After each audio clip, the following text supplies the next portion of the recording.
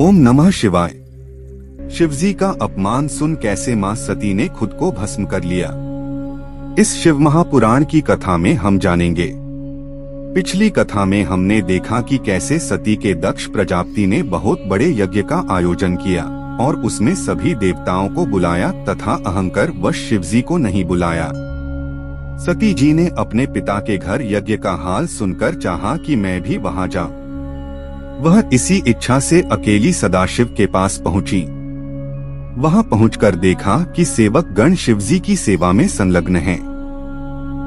वे दिगंबर केवल रुद्राक्ष धारण किए हुए थे। उनके शीश पर जटाएं लटक रही थीं। शरीर पर भस्म शोभित थी। शिव का ऐसा स्वरूप देख सती ने उन्हें प्रणाम किया। सती को वहां देखकर शिवजी ने बड़े प्रेम के साथ उन्हें बैठा लिया। यद्यपि शिव सब कुछ जानते थे, फिर भी उन्होंने संसारी लीला के निमित्त वहां आने का कारण पूछा।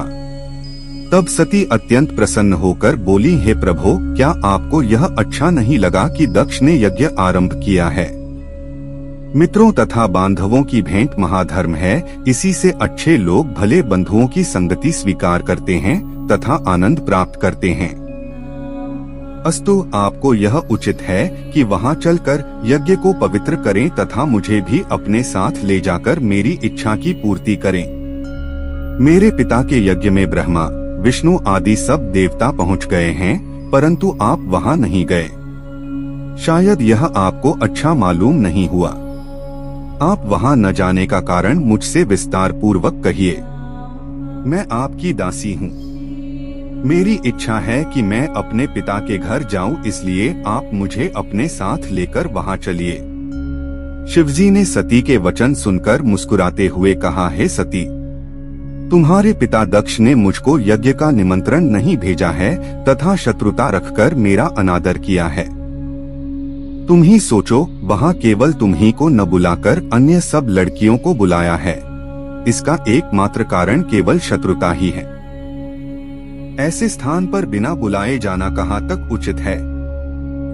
यद्यपि धर्मशास्त्र कहता है कि अपने पिता, मित्र, गुरु तथा स्वामी के घर बिना बुलाए भी जाना उचित है, परंतु उनके मन में शत्रुता भी नहीं होनी चाहिए। किसी के घर बिना बुलाए जाना मृत्यु से अधिक तथा अनादर एवं लोकनिंदा का कारण होता है।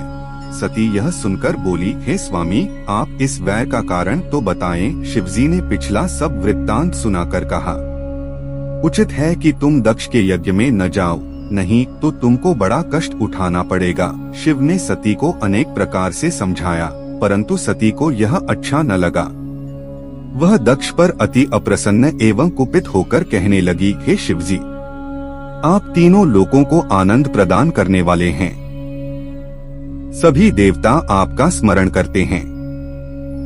आप यज्ञ कर्म तथा यज्ञ के फल हैं। आपकी दृष्टि मात्र से ही तीनों लोग तृप्त हो जाते हैं। आपसे यज्ञ पूर्ण तथा पवित्र होता है। मूर्ख दक्ष ने आपको अपने यज्ञ में नहीं बुलाया, सो मुझे चिंता है कि उसका यज्ञ किस प्रकार पूर्ण होगा। मेरा पिता इस प्रकार क्यों अज्ञानी हो गया, मुझे बड़ी चिंता है। यदि आप मुझे आज्ञा दें तो मैं जाकर उसके शील या दुहशील अथवा उसके वैर भाव को देखूं। शिवजी को तो कुछ और ही लीला करनी थी, इसलिए उन्होंने सती के आग्रह को न टालकर उन्हें नंदी पर सवार होकर यज्ञ में जाने की आज्ञा दे दी। उन्होंने सती के साथ अपने 60,000 गण देकर उन्हें विदा किया। अच्छे अच्छे वस्त्र आभूषण दिए। सती का स्वरूप भी अति उत्तम कर दिया।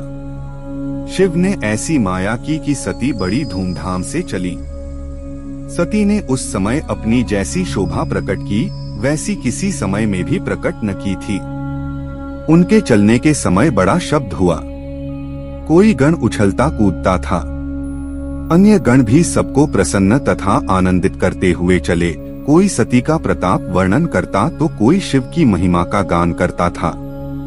इस प्रकार सब अत्यंत प्रसन्न हो अनेक प्रकार की गति से चलते सती की सेवा करते दक्ष के घर पर जा पहुँचे।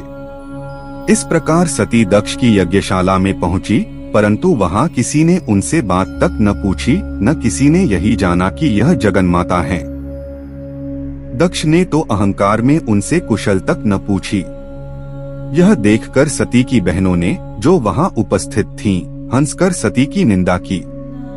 सती ने यज्ञ में सब देवताओं का स्थान देखा, परंतु वहां शिवजी का स्थान न देखा। तब वे मन में अत्यंत क्रोधित हुईं। उन्होंने अपना अनादर देख शिवजी का स्मरण किया तथा सोचा कि अपने क्रोध से दक्ष को भस्म कर डालें, परंतु फिर उन्होंने सोचा कि यह उचित नहीं होगा, क्योंकि जब दक्ष ने कठिन तपस्या करके मुझको प्रसन्न किया था, तब मैंने उससे कहा था कि जब मैं तुम में कुछ गर्व तथा अपने मान की कमी देखूंगी तो उसी समय अपना शरीर त्याग दूंगी। दक्ष ने भी इस बात को मान लिया था। अब वही समय आ गया है। अस्तु, सती ने पुनः इस बात पर विचार कर बहुत दुख प्रकट किया और मन में कहा कि मुझे बड़ा दुख है जो शिवजी बिना पुत्र के ही रहे और उन्हें मेरे विवाह का कोई फल न मिला। मेरे सिवाय और कौन ऐसी स्त्री है जो मेरे पीछे शिवजी को प्रसन्न रख सकेगी? फिर शिव भी तो दूसरी स्त्री को अंगीकार न करेंगे। अब मैं अपनी प्रतिज्ञा के अनुसार अपने शरीर को त्याग कर हिमाचल पर्वत के घर उत्पन्न होंगी तथा हिमाचल की पत्नी मुझे अपनी पुत्री समझेगी और मैं भी उसको अपनी माता समझकर आनंद प्रदान करूंगी। तब मैं शिवजी के साथ पुनः ब्याही जाऊंगी। उस समय मेरी सब लज्जा समाप्त हो जाएगी तथा संसार के मनोरथ पूर्ण होंगे। सती ने यह सब बातें सोचकर दक्ष से क्रोधित होकर कहा, हे पिता, तुमने शिव को निमंत्रण क्यों नहीं भेजा? क्या तुम्हारी बुद्धि नष्ट हो गई है? जिन मेरे स्वामी शिव से तीनों लोग पवित्र होते हैं, तुमने उन्हें नहीं बुलाया। बिना शिवजी के सब कर्म असिद्ध हो जाते हैं। तुमने ऐसे शिव को क्यों नहीं पहचाना? फिर वे सनकादिक ब्रह्मा तथा विष्णु से बोली, तुम इस सभा में बिना शिव के क्यों आए? इस प्रकार उन्होंने सबसे ऐसी बातें कही तथा शिवजी का वर्णन कर एक एक को अलग अलग लज्जित किया। उन्होंने विष्णु से कहा, क्या तुम शिव को नहीं जानते, जिन्हें वेद सगुण एवं निर्गुण कहकर बखानते हैं? मैंने तुमको अनेक बार समझाया है, परंतु फिर भी तुम धर्म मार्ग को भ्रष्ट करते हो। हे ब्रह्मा, तुम भी बुद्धिहीन हो गए। क्या तुम शिव के अपार बल को नहीं जानते? यद्यपि शिव ने तुमसे अनेक बार कहा है, फिर भी तुम्हें बुद्धि नहीं आई। तुम्हारे 5 मुख थे। तुमने शिव की निंदा की, इसलिए तुम्हारे 4 मुख शेष रहे। यह जानकर भी तुम इस यज्ञ में क्यों सम्मिलित हुए हो? सती ने फिर देवताओं से कहा, हे देवताओं, तुमने अपनी शुद्ध बुद्धि क्यों नष्ट कर दी? मैं समझ गई, तुम सब बड़े अभागे हो जो बिना शिव के इस यज्ञ में चले आए। हे भृगु, अत्रि, वशिष्ठ, तुमने यह बात बुद्धि के विरुद्ध क्यों की? तुमको तो शाप देने की महान शक्ति है। क्यों तुम भी शिवजी की शक्ति को नहीं जानते? इतना कहकर सती ने अत्यंत क्रुद्ध होकर ब्रह्मा तथा विष्णु से इस प्रकार कहा, हे ब्रह्मा तथा हे विष्णु, दक्ष ने जो कुछ किया है उसके मूल में तुम दोनों हो, क्योंकि तुम दोनों शिवजी के न आने पर भी इस यज्ञ में सम्मिलित हुए हो। अस्तु, तुमने जैसा कार्य किया उसका फल तुम्हें अवश्य भोगना पड़ेगा। आश्चर्य है कि जिन शिवजी द्वारा चारों वेद तथा संपूर्ण सृष्टि की उत्पत्ति हुई है, उन्हें तुम बिल्कुल नहीं पहचान सके। यदि तुम दोनों दक्ष के इस यज्ञ में नहीं आते तो दक्ष को इतना अहंकार कभी न होता।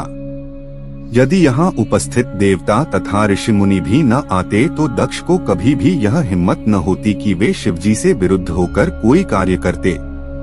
तुम लोगों की बुद्धि वास्तव में भ्रष्ट हो गई है, जो तुम्हें दधीची मुनि का सभा से उठ जाना भी अच्छा नहीं लगा।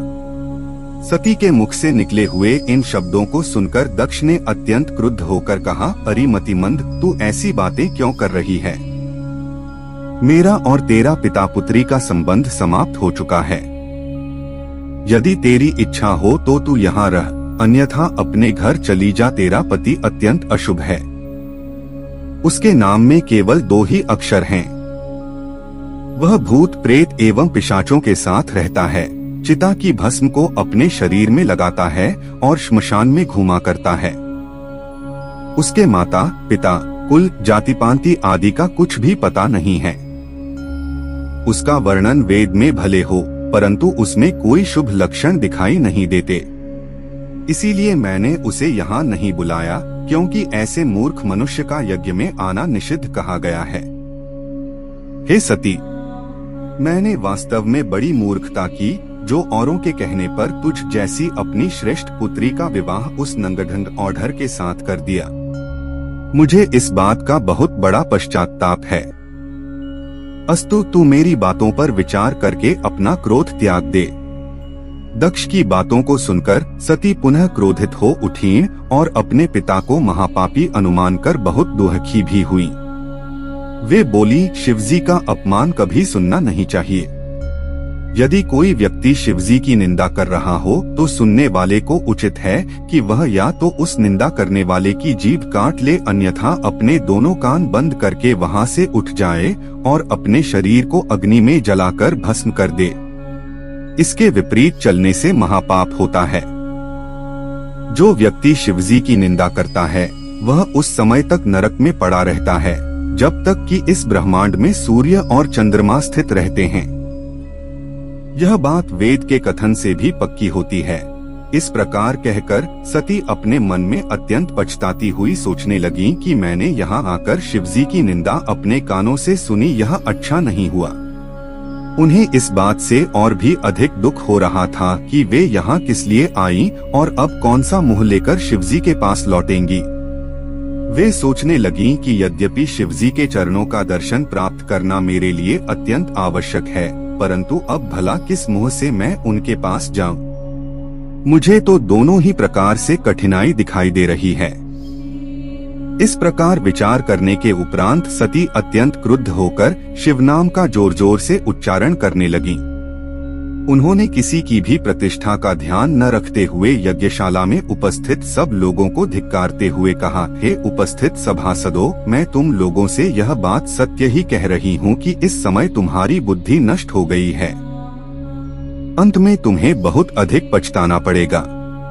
तुम में से अनेक मारे जाएंगे और अनेक भागकर किसी गुप्त स्थान पर छिप जाने के लिए विवश होंगे। इस सभा में जिसने शिवजी की निंदा की है और जिसने उसे सुना है, उन सबको महापाप लगा है। सभासदों से इस प्रकार कहकर वे दक्ष से बोली, हे दक्ष, तुमने शिवजी की बहुत निंदा की है, अतः तुम्हें भी बहुत पछताना पड़ेगा। शिवजी सबको सुख देने वाले और सबके स्वामी हैं, पर तुम उन्हें साधारण देवताओं की भांति ही समझ रहे हो।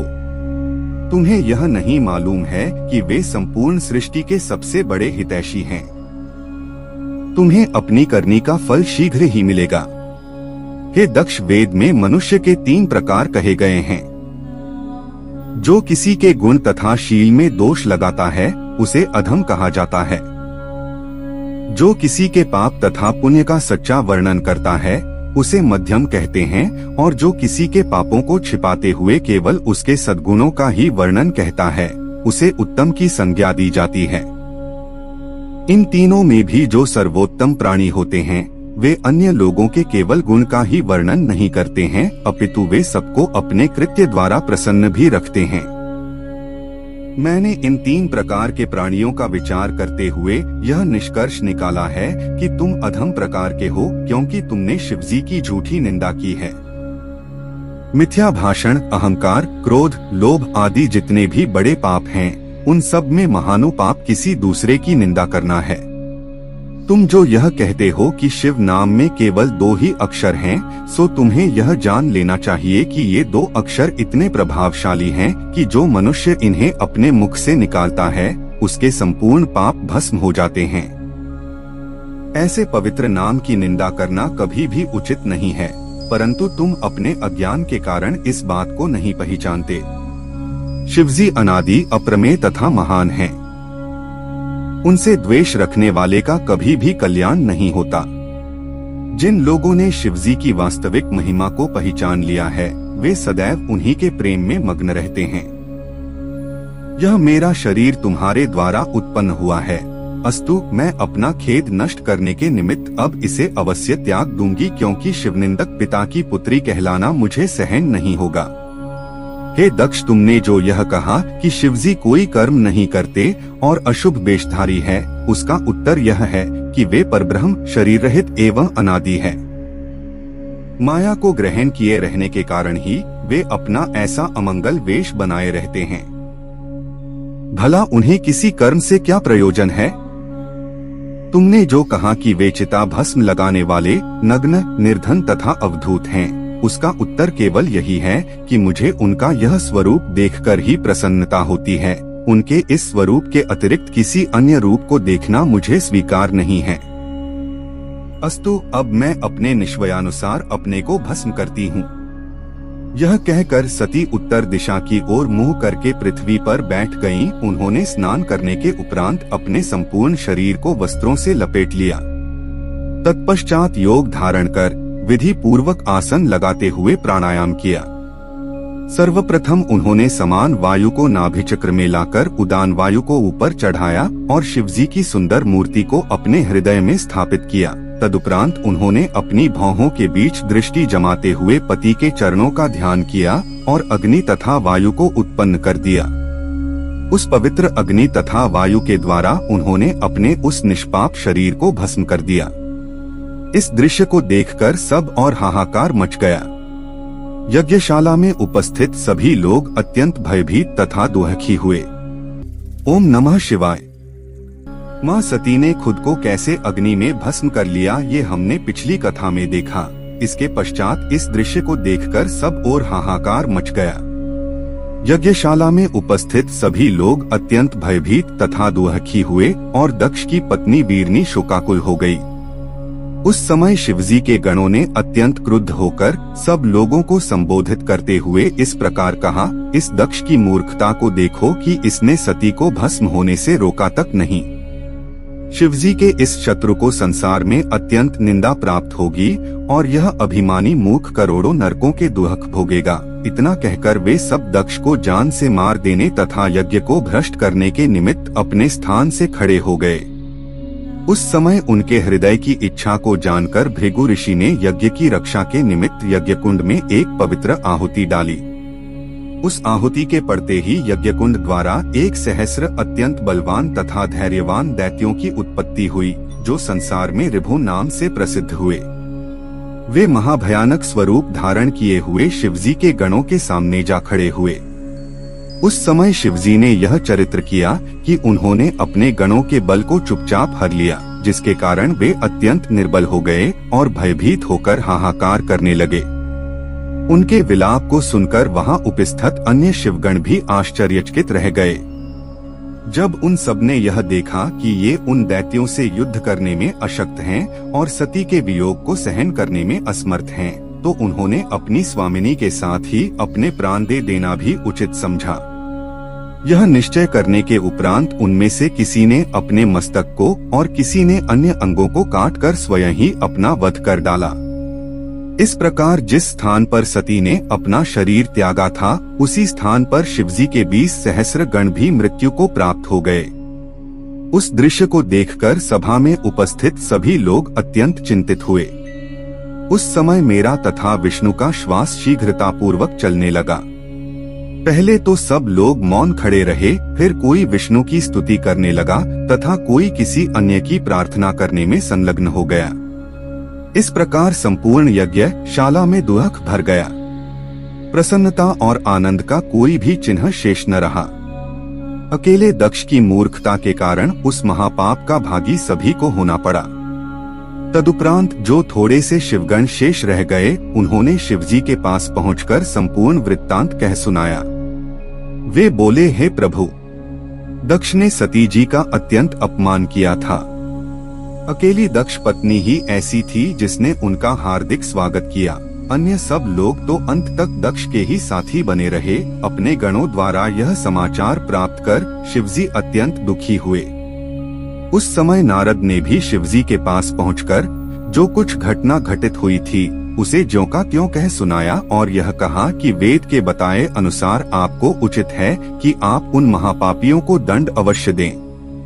यदि आप दक्ष को दंड नहीं देंगे तो वेद की आज्ञा और धर्म का मार्ग मिथ्या हो जाएगा। देवताओं को दंड न देना भी नीति के विरुद्ध कार्य है। इसके अतिरिक्त एक बात यह भी है कि यदि आप दक्ष को दंड नहीं देंगे तो दधीचि ऋषि का वचन भी मिथ्या हो जाएगा।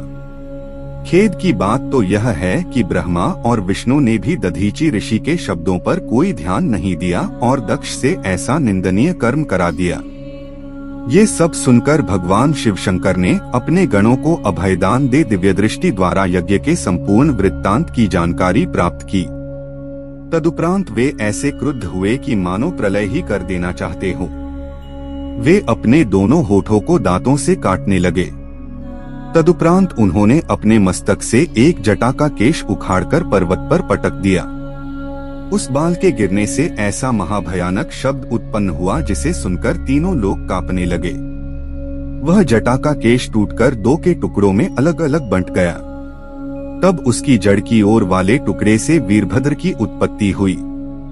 उन वीरभद्र का शरीर कृष्ण वर्ण का था और उनके बाल काली घटा के समान घने तथा शांत थे। वे प्रज्वलित अग्नि के समान लग रहे थे।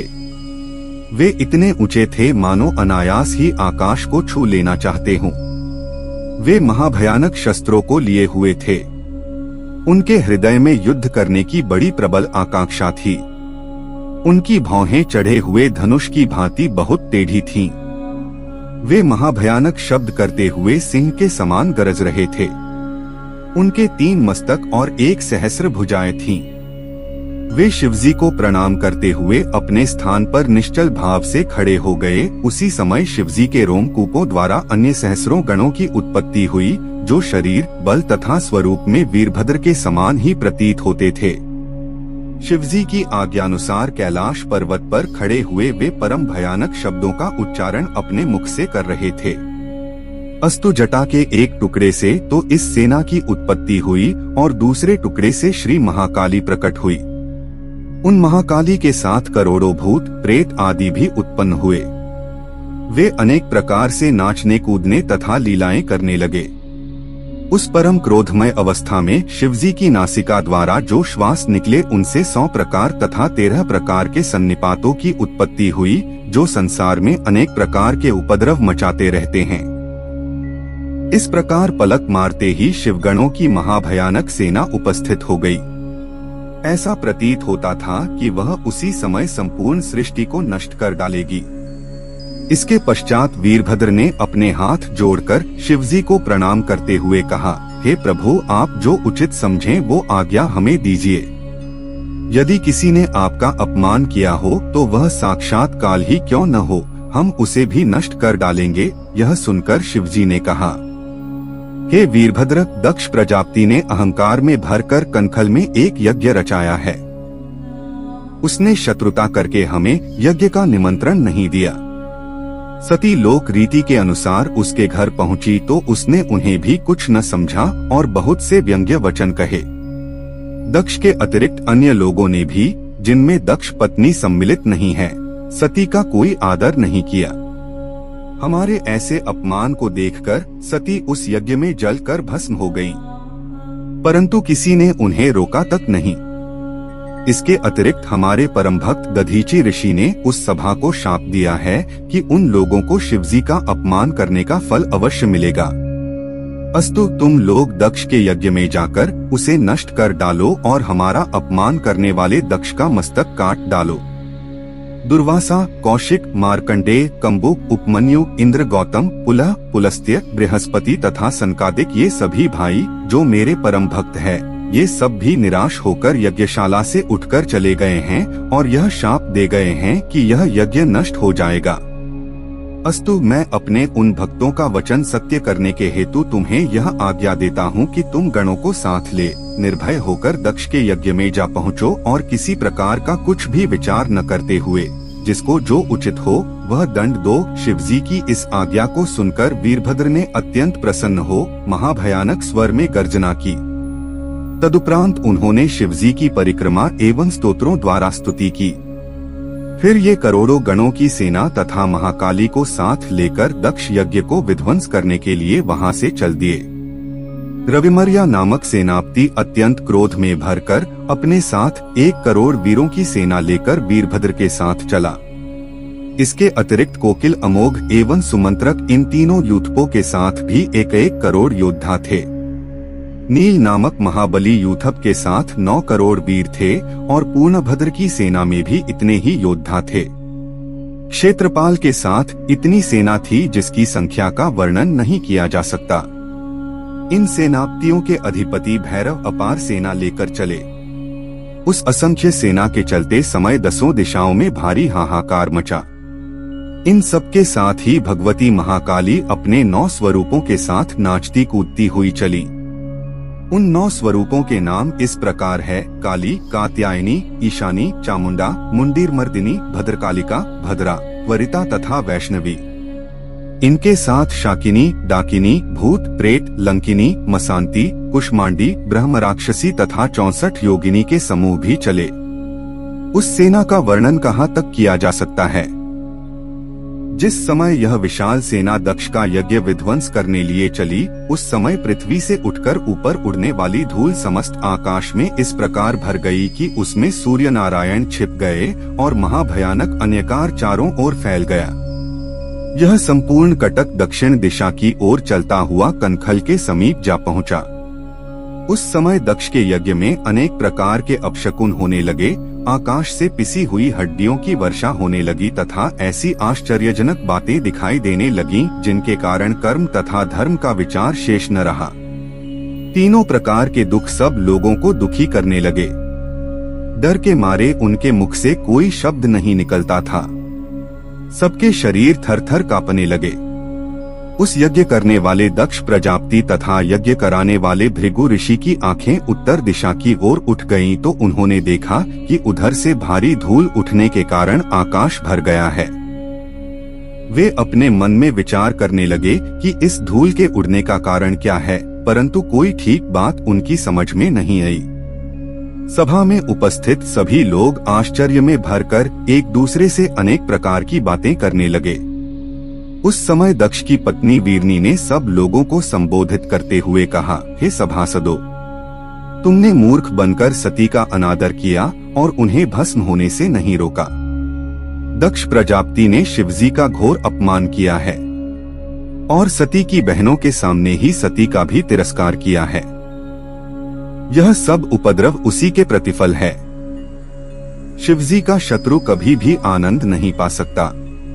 वह कुछ समय के लिए अपने मन को प्रसन्न कर ले, परंतु अंत में उसे नरकगामी होना पड़ता है। अस्तु, तुम लोगों को अपने किए हुए पाप का फल अवश्य मिलेगा। वीरनी के इन शब्दों को सुनकर सभी देवता तथा मुनियों को अत्यंत भय लगा। दक्ष भी भयभीत होकर विष्णु जी के पास पहुंचकर इस प्रकार कहने लगा, हे विष्णु, आप यज्ञ रूप, यज्ञ रक्षक तथा यज्ञ के कर्मस्वरूप है। आपका कार्य भक्तों की रक्षा करना है। अस्तु, आप मुझे इस भय से बाहर निकालिए। यह सुनकर विष्णु जी ने हंसते हुए कहा, हे दक्ष, जहाँ तक संभव होगा हम तुम्हारी रक्षा करेंगे, परंतु तुमने शिवजी से शत्रुता स्थापित कर स्वयं ही संकट का आवाहन कर लिया है। तुमने प्रलयकर्ता एवं जगत स्वामी शिवजी के साथ वैर करके अच्छा नहीं किया। अब तुम्हें कौन पार लगा सकता है। हम स्वयं तथा अन्य सभी देवतागण भगवान सदाशिव की आज्ञारूपी रज्जु से बंधे हुए हैं। संसार में उनके समान बलवान अन्य कोई नहीं है। कोई सहस्रों उपाय भी क्यों न करें, परंतु शिवजी की कृपा के बिना किसी को कर्म का फल नहीं मिलता। जिस स्थान पर पूजा करने योग्य शिवजी की पूजा नहीं की जाती, वहाँ कोई भी कार्य सिद्ध नहीं होता। जो देवता पूजा करने योग्य नहीं है, उसकी पूजा करने से दारिद्र्य, मृत्यु तथा भय, ये तीनों उपद्रव उत्पन्न होते हैं। विष्णु के मुख से इन शब्दों को सुनकर दक्ष अत्यंत चिंतित और महादुखी हुआ। अन्य सब लोग भी भय के मारे कांपने लगे और इस प्रकार कहने लगे कि अब हमारी रक्षा किसी भी प्रकार नहीं हो सकती। जिस समय सभी सभासद आपस में एक दूसरे का मुंह देखते हुए चिंतामग्न हो रहे थे, उसी समय वीरभद्र अपनी सेना सहित यज्ञस्थल में जा पहुँचे और बड़े जोर का शब्द करने लगे। भैरव तथा कालिका आदि भी अपनी सेना सहित वहां पहुंच गईं। उस समय वीरभद्र का यह स्वरूप था कि उनके 5 मुख, 3 नेत्र तथा 10 हाथ थे। वे अपने मस्तक पर जटाओं को धारण किए थे तथा उनके ललाट पर अर्धचंद्र सुशोभित हो रहा था। वे रुद्राक्ष की माला पहने, शरीर में भस्म लगाए बैल पर सवार थे। उनके सभी अंग वज्र के समान अत्यंत कठोर थे। वे अपने अत्यंत सुंदर हाथों में अनेक प्रकार के शस्त्र लिए, चंवर छत्र धारण किए, शिव शिव शब्द का उच्चारण करते हुए परम विचित्र स्वरूप से भली भांति अलंकृत थे। जिस रथ पर वे अपने नंदी सहित आरूढ़ थे वह 25 योजन ऊंचा था और उस रथ को 10 लाख सिंह खींच रहे थे। शार्दूल तथा हाथी चारों ओर से उस रथ की रक्षा के निमित्त चैतन्य खड़े हुए थे। उसकी सेना ने आते ही चारों ओर से धावा करना आरंभ कर दिया। अनेक प्रकार के युद्ध के बाजे, शंख आदि बजने लगे।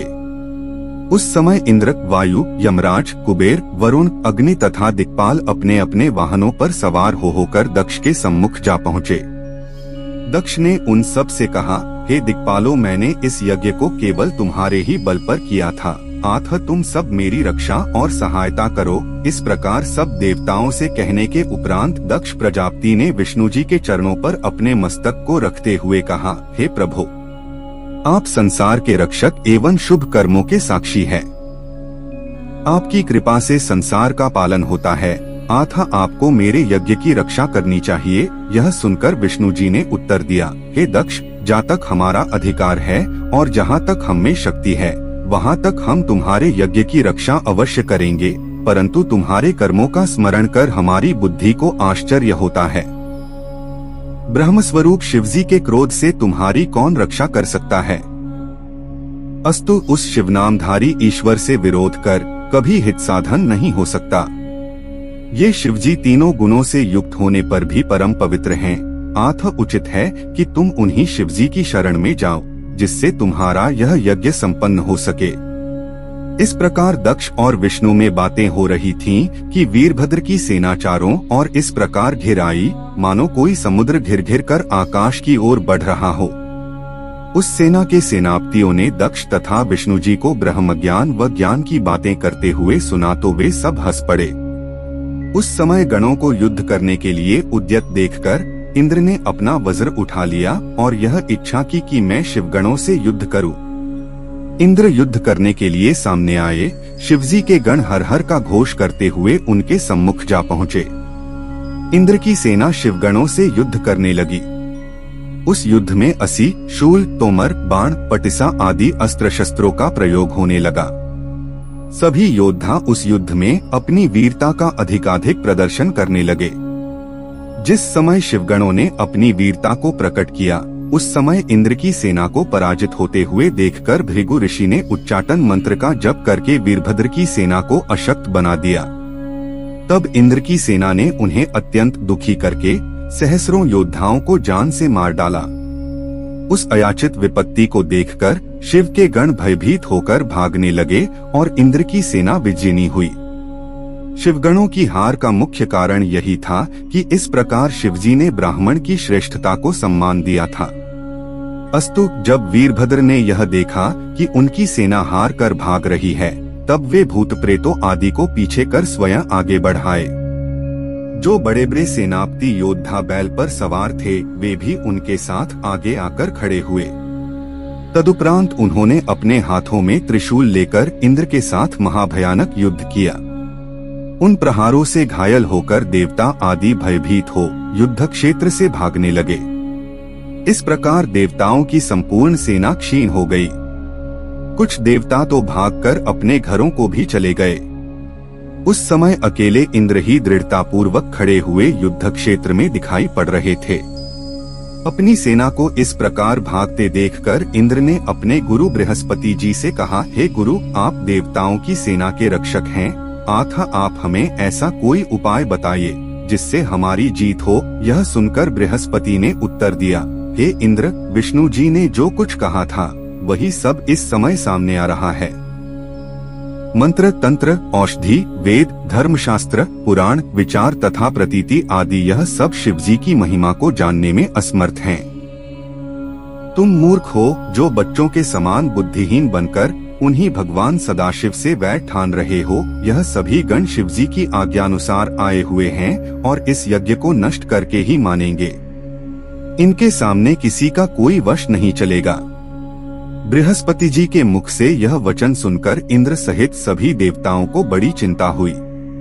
उसी समय वीरभद्र ने उन सबको संबोधित करके कहा, हे देवताओं, तुम्हारी सभी बातें बच्चों के समान बुद्धिहीनता की सूचक एवं व्यर्थ की सी हैं। तुम लोग सार वस्तु को नहीं पहचान पाते। अस्तु इस यज्ञ में जो देवता भाग लेने के लिए आए हैं वे सब मेरे समीप आकर यज्ञ का भाग ले जाएं। यह कहकर वीरभद्र ने एक बार फिर इंद्र, अग्नि, कुबेर, वरुण, सूर्य, चंद्र आदि देवताओं को संबोधित करते हुए कहा, हे देवताओं, तुम सब मेरे समीप आकर अपना अपना भाग ले जाओ। मैं तुम्हें सुख पहुंचाकर ऐसा प्रसन्न करूंगा कि तुम्हें सदैव के लिए भगवान सदाशिव की महिमा का ज्ञान प्राप्त हो जाएगा। इतना कहकर वीरभद्र अत्यंत क्रुद्ध होकर बाण वर्षा करने लगे।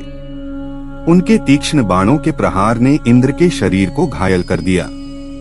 जब उन्होंने यह अनुभव किया कि वीरभद्र पर ये किसी प्रकार विजय प्राप्त नहीं कर सकते, तो सब देवताओं के साथ भाग खड़े हुए।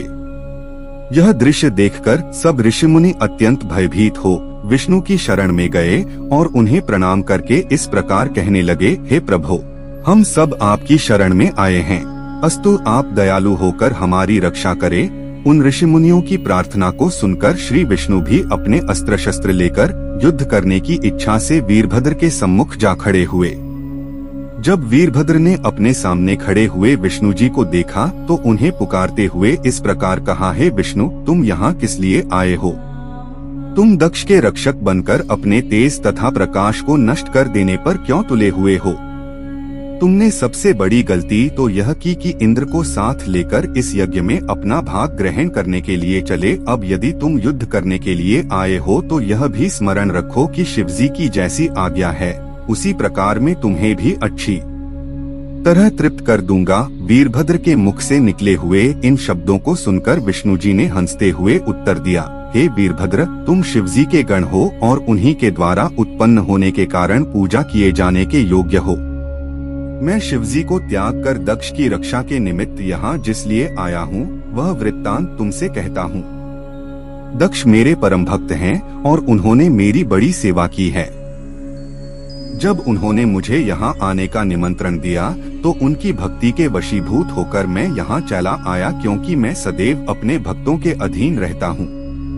अब मैं तुम्हें अपनी शक्ति द्वारा इस स्थान से हटाने का प्रयत्न करता हूँ, इसलिए तुम्हें भी उचित है कि तुम जिस कार्य के लिए यहाँ आए हो उसे संपन्न करो। जब तक तुम मुझे पराजित नहीं कर देते तब तक यज्ञ के समीप नहीं पहुँच पाओगे। यह सुनकर वीरभद्र ने सहिष्णु बनकर हंसते हुए कहा, हे विष्णु, आप में और शिवजी में कोई भेद नहीं है। अस्तु मैं तो आप दोनों का ही सेवक हूँ। जो मनुष्य आप में और शिवजी में भेद समझते हैं उन्हें घोर दुख उठाना पड़ता है। फिर भी मैं आपको यह बता देना चाहता हूँ कि मुझे भगवान सदाशिव की आज्ञा का पालन करना है। अस्तु यदि मैं आपको कोई कष्ट पहुँचाऊँ तो उसमें मेरा कोई दोष नहीं होगा। यह सुनकर विष्णु जी बोले, हे वीरभद्र, तुम निश्चिंत होकर हमारे साथ युद्ध करो। इस युद्ध में तुम अवश्य ही विजयी होंगे। जब हम तुम्हारी चोट से घायल होकर अपने लोक को लौट जाएं, उस समय तुम जो उचित समझो वह करना। यह सुनकर वीरभद्र ने अपने हथियार उठा लिए। उस समय युद्ध के बाजे बजने लगे तथा विष्णु जी ने भी अपना शंख फूंककर संपूर्ण संसार में हाहाकार मचा दिया। जो लोग युद्ध क्षेत्र से भाग गए थे वे भी फिर लौट आए। इंद्र आदि देवता विष्णु जी के साथ रहकर फिर से अपने पराक्रम का प्रदर्शन करने लगे। इस प्रकार घनघोर संग्राम आरंभ हो गया। इंद्र के साथ नंदी ने युद्ध करना प्रारंभ किया। अनल के साथ मुनिभद्र का युद्ध होने लगा। यमराज तथा महाकाल एक दूसरे के सम्मुख जा खड़े हुए तथा निकृति तथा मुंड ने परस्पर युद्ध करते हुए वीरता का प्रदर्शन किया।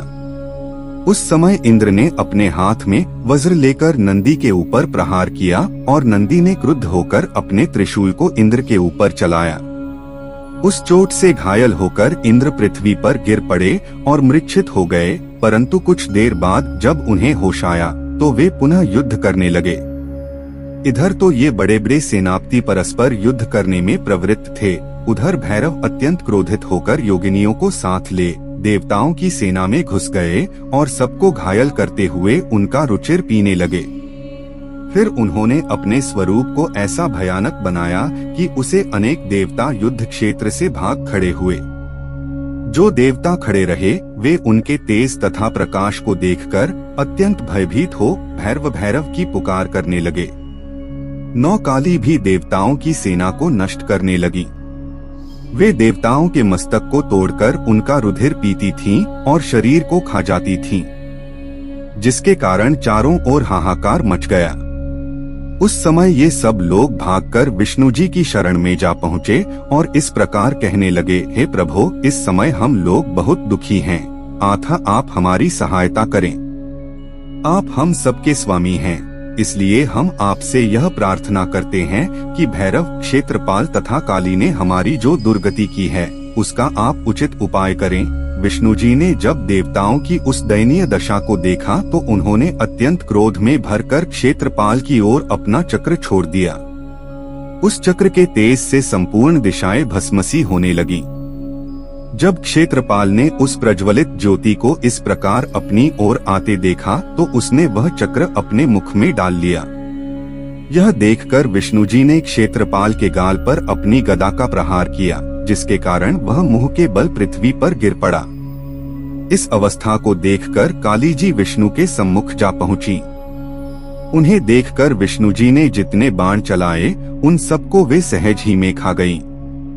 तब विष्णु जी ने अपने नंदक नामक खड्ग का प्रहार उनके ऊपर किया। उसे काली जी ने पकड़कर तोड़ डाला। यह दृश्य देखकर विष्णु जी ने काली के साथ युद्ध करना बंद कर दिया और भैरव के समीप जा पहुँचे। विष्णु जी ने भैरव के ऊपर जब अपना चक्र चलाया तो भैरव ने उसे सहज ही काटकर गिरा दिया। तदुपरांत उन्होंने अपने मृत्यु के समान भयानक बाणों द्वारा विष्णु जी पर प्रहार करना आरंभ कर दिया।